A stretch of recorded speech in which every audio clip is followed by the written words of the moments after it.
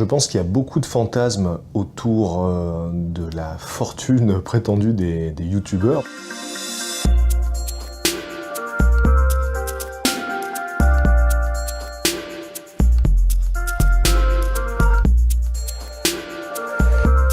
Il y a une quinzaine, on va dire peut-être, de vidéastes qui gagnent très bien leur vie avec ça, mais ça cache la forêt des dizaines et des dizaines de milliers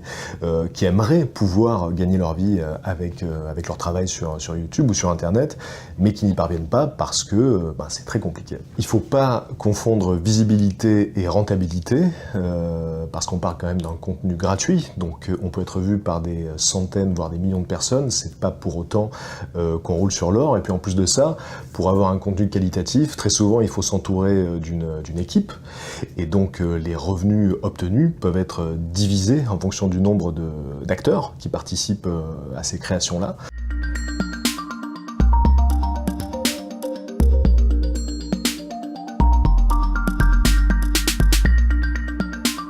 Petit à petit, l'idée d'une fédération s'est mise en place qui permettrait de défendre les intérêts et de représenter les créateurs vidéo sur Internet, notamment avec la mise en place de minima sociaux par exemple et autres. Et le but, ce serait déjà de permettre aux différentes institutions de prendre conscience de l'importance de cette scène émergente et de permettre aussi aux vidéastes du net d'être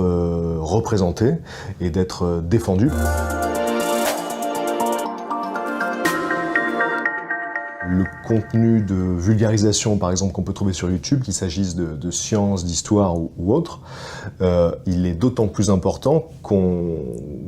vit à une époque où il y a énormément de contenu en tout genre sur Internet, du bon comme du mauvais. Évidemment, on sait qu'on est à l'ère des fake news, et donc par conséquent, il me semble qu'on a besoin aussi d'un contrepoison, d'une espèce de contrepoids à tout ça, et il y a des gens qui font le job, qui font le boulot.